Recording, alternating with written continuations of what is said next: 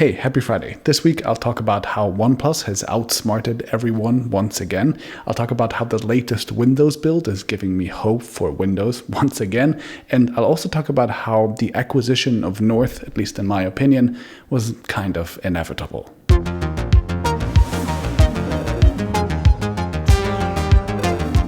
Okay, my pick of the week is going to be the OnePlus Nord. It's the upcoming mid-range phone from OnePlus. You've probably heard about it already. And I think they did it again. They created the smartest PR campaign in the whole industry again. I like it so much, I think their stuff should actually be taught in universities. Now, to begin with, mid-range phones, unless they're from Apple, they're like the least newsworthy thing in the universe, right? Nobody obsesses over a Galaxy A51 or an LG Q whatever. Like, I don't even know what LG's mid-range phones are called. The OnePlus Nord, however, has been in the news continuously, almost every day for the last maybe 2 months, and it's all because of their brilliant PR strategy. So instead of just creating a mid-range phone and then announcing it to the world like, hey, this is our cheaper phone, these are the specs, go buy it. Instead of that, OnePlus has created a very compelling story and started telling the story consistently months in advance. The story is really simple and really compelling because they basically take this feeling that we as tech enthusiasts have had for a long while now. I've been talking about this forever on my channel. The feeling that OnePlus as a company, they've kind of drifted away from us enthusiasts, and that they, much like the rest of the industry, have slowly inflated their prices over time. They basically tell us that they hear our complaints, they know that not everybody likes this, and they want to go back to their roots. And that's a compelling story that I think many tech enthusiasts would like to hear, and I think OnePlus tells it extremely well. They really emphasize this concept of this being a new beginning. It's literally written everywhere, but also they created essentially a sub-brand for this new phone, right? The color is now blue instead of red.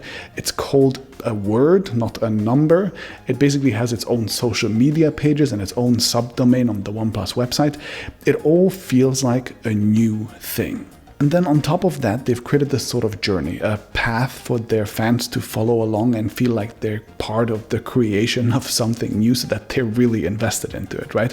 They've created this video series. It's called New Beginnings, of course, what else? It's on YouTube, and it shows different OnePlus employees being at work, working really hard, their struggles, trying to meet deadlines and trying to make sure that this product becomes fantastic and loved by the consumers. It's really raw and emotional and surprisingly doesn't feel corporate at all. It's really quite impressive. And then they're carefully drip feeding us information about the product so that there's a tiny new detail every day to talk about. They plant leaks into their own videos. They put quizzes and riddles into their own Instagram feed. There's just so much there. And keep in mind, this is all for a mid-range Android phone. Typically, nobody cares about those, but because they've created such a compelling story around it, and because they've created content for multiple months for us to be busy with, everybody in the industry knows about this, even though they've probably spent basically $0 on advertising so far. So hats off to OnePlus, and if anybody would like me to make a full in-depth breakdown of this as a story behind series video, let me know in the comments. Okay, the win of the week is going to be a tiny thing that I just happen to care about a lot. Windows build 2161 is out for insiders, and it brings with it a bunch of tiny but really nice design improvements that give me a lot of hope. So the tweaks are minor, and they include things like them finally rolling out the new start menu color scheme, so you have transparent live tiles that look better with the new 3D icons, as well as a new file explorer, for example, so it matches the rest of the new icons. There are a few other small things in the build as well. Of course, I've linked to a full video that you can watch in the description, but I care about this build for one single reason, and that is that this is the first build of Windows that has come out with real new features, basically, since Panos Panay, the head of the Surface division, has taken over the Windows Experience team. And I really hope that this shows his priorities. Windows needs polish, especially on the user interface level. It is just so inconsistent looking. And I hope that as the head of the Surface division, Panos is extremely obsessed with design and with polish. And I hope that he brings some of his enthusiasm over to Windows and just cleans things up a little. It's a legacy OS, so obviously he can't make radical changes, but a little bit of fine tuning I think would do wonders for the OS. And my fail of the week is going to be a company called North being acquired by Google. North, if you didn't know, is a company that made smart glasses that were supposed to look like regular glasses that regular people would wear in their regular daily activities that would just overlay a little bit of useful information over your regular view. North was one of the hottest hardware startups that collected almost $200 million, according to Crunchbase, from venture capitalists. And then they launched their first product, and basically a month later, signs were that things were not going well. They started cutting prices, laying people off, and closing stores, and basically a couple of days ago, they were acquired by Google. According to the Globe and Mail, Google paid around $180 million for the company, which is less than the investors put into the company before, and that puts North onto a very long list of basically failed hardware startups in the West. Well, maybe not failed, but hardware startups that fizzled out, basically, like Fitbit, Pebble, Magic Leap, and the sort. I think North had a particularly challenging business model. If you think about it, they basically had to create their own custom hardware that is very specialized. They had to create their own software.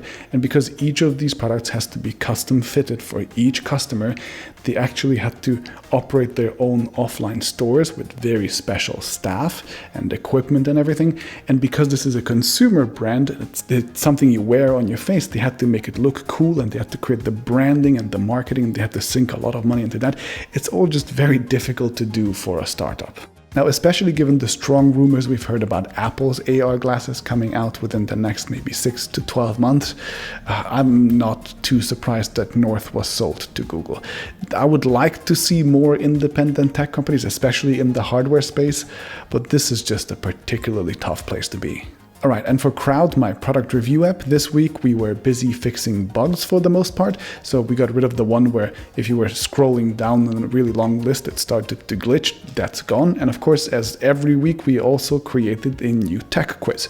So if you want to test your tech knowledge, that is linked down in the description. I actually think that this week's quiz is the most fun one we've made so far. And as always, there are 20 questions. You gotta get 15 of them right within 5 minutes. If you do, and if you choose to leave an email address, we will of course send you an invite code to Crowd, so you can then go and start reviewing the gadgets that you own.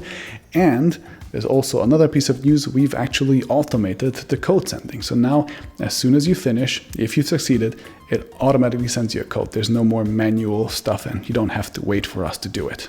All right, that's it for this week's Friday Checkout. As always, tweet at me at TechAltar if you'd like to suggest a topic for next week's episode, and I'll see you next Friday.